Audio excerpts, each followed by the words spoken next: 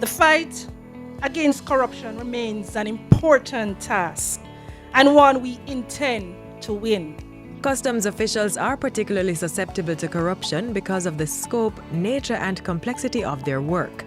The Jamaica Customs Agency JCA is therefore continuously seeking ways to strengthen its anti-corruption efforts.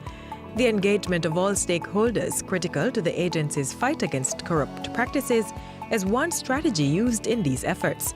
One such engagement was a panel discussion held in October 2018 under the theme, "Corruption Robs Us All. Let's Break the Chain." What we need to do is to ensure that we create an environment that is resistant to corruption. And critical to those are the processes that we have. If you don't have proper processes and systems, you will expose your organization to all type of corruption. And those processes and systems must be continuously reviewed. And when there are system breaches, then the requisite punishment must be meted out or sanctioned.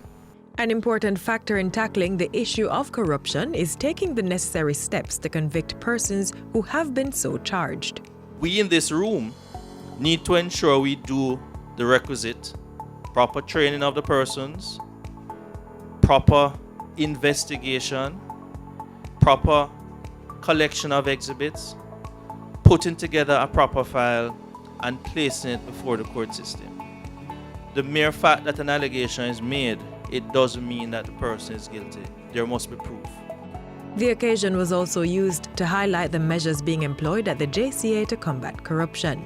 We have established a 360-degree or a holistic approach within our anti-corruption strategy, anchored on the foundation of integrity, development, and maintenance. The JCA continues to weave the thread of integrity into its operations, guided by the best practices outlined by the World Customs Organization, WCO. These are geared towards improving efficiency, which in turn reduces or eliminates opportunities for corruption. A code of conduct is in place. Our human resource management in terms of refining recruitment and rotation policy. And within any system, who you bring in your organization by way of recruitment are the same persons who can affect you as it relates to corruption. And so you have to ensure that those things are dealt with. And the moral and organizational culture is important as well. But one of the main important element is relationship with our private sector and stakeholder. And so several means of engagement continues. There are certain strategic plans that we have, such as strengthening internal controls through re-evaluation of processes and procedures. We have identification of vulnerabilities through environmental assessment, develop a robust record management system, and that is across the agency. Revise and implement security vetting policies. So these policies are looked at, review constantly. Then continuous anti-corruption engagement with staff and provision of relevant tools. So we also we educate our staff as it relates to anti-corruption, how getting involved in corruption, how it affects them, how it affects the country. And we are not just here to get them, but also for them to be partner with us. Adding to the discussions was the representative from the Financial Investigations Division of the Ministry of Finance and the Public Service, a unit tasked with investigating allegations of financial crimes and money laundering. One of the fundamental aspirations of the division, together with our partners at CTOC, is to take the money out of crime. We follow very closely and collaborate with MOCA, JCF, RPD, Customs on these cases, with the intention and particular focus on taking the profit out of crime.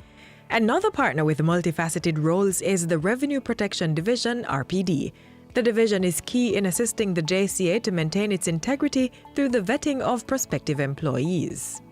We also interact with customs at other levels.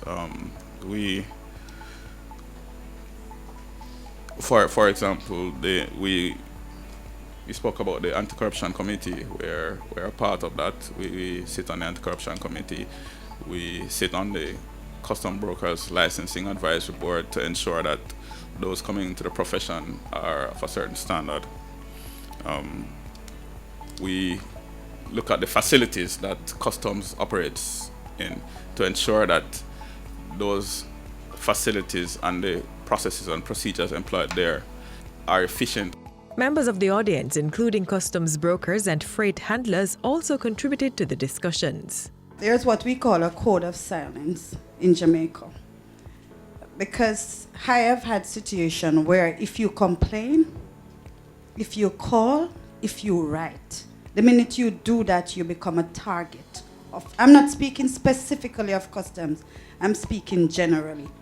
We accept that there's corruption, and we accept that we live in a violent society, and it's for that reason that the JCF, as well as the RPD, we have associations with Crime Stop Jamaica, where persons can call anonymously, leave the information, and we will investigate.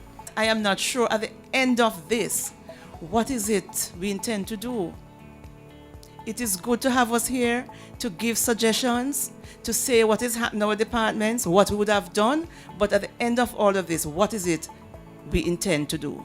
This for us is another form of engagement, but an engagement of frank discussion. In going forward, we need to ensure, especially from customs, greater efficiencies, transparency, and gender integrity, and have that collaborative work with all our law enforcement, all our border regulatory agencies to ensure that we're operating within a space that will give them the service that they deserve.